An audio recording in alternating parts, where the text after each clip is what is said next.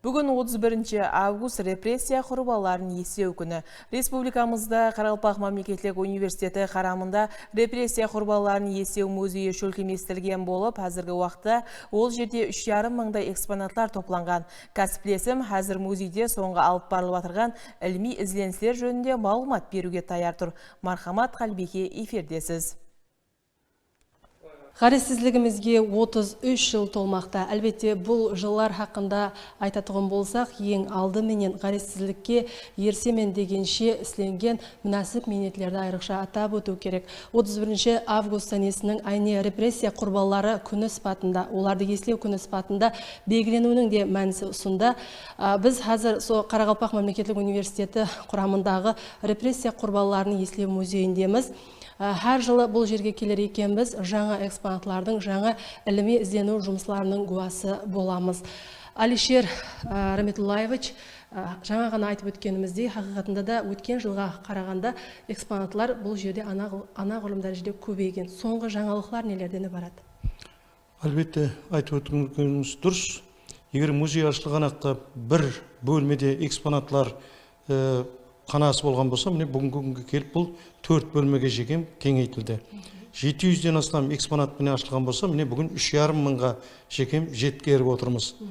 Міне айқын мысал ретінде біз мысал мен көрсетіп өтетін болсақ, міне жақында экспедиция барысында біз Қарақалпақстан Республикасының Раужданына өзінің салмақты үлесін қосқан Жұмабай Құрбановтың Төрткүл районында ақлық қызын тауға ерістік, һәм оның қарындасының ұрпақтары міне Нөкістен тауға ерістік. Міне осылармен сөйлесудің арқасында біз олардан оның суретлерін, әсіресе міне халқымыздың тұрмысын көрсететұғын қыз кеткен каналының қазуына байланысты 1931-36 жылдардағы үлкен альбомды тауға ерістік. Һәм Жұмабай Құрбановтың өзінің суретін алуға ерістік. Бұл музейіміз үшін меніңше бақалы экспонат болып есептелінеді. Себебі мына альбомда бір қанша Қарақалпақстанның сол дәуірдегі тұрмысын көрсететін суретлер жәмленген.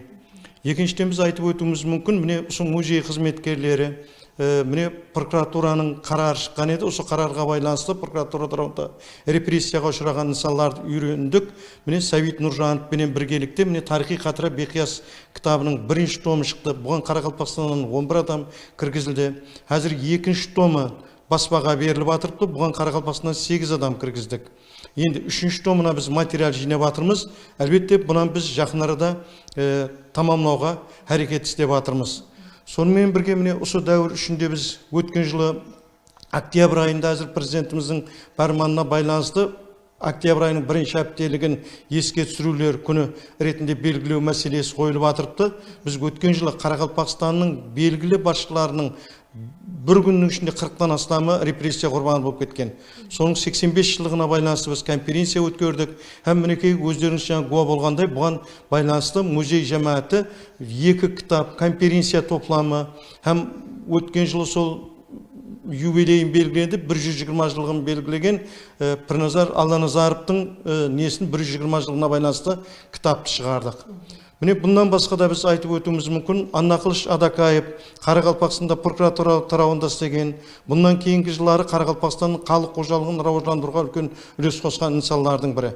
Міне оның әулады Төрткүл қаласында әзір жасап атырыпты. Нағмет Адакаевпенен байланысып бірқанша мағлұматларды, дәлелдейтін экспонатларды біз музейімізге алдық. Әлбетте, бұндай сол инсандардың тарихын, олардың естелігін мәңгілестіру арқылы біз келешек әулетті тәрбиелеуімізге, келешек әулеттің сол ватанға сүйіспеншілігін арттыруға өзіміздің үлесімізді қосуымызға болады. Үгіт насихатлау арқылы, солай емес пе? Әлбетте айтып отырғаныңыз дұрыс. Міне осы барыста біз оларды материалдарын жинап жатырмыз. Музейде бірқанша ұшырасулар шөлкемелесіп жатырмыз. Баспасөзбен байланысты кең тығыз байланысты үйрену арқылы осы жастарды отансүйгіштікке тәрбиелеуге үлес қосып жатырмыз. Демек, музей жамағаты бұл бағдарда келе ізденуге көп қана ережелер бар. Дұрыс. Әлбетте бұл бағдарда жұмыс істеп жатырмыз. Рахмет, сәубет үшін.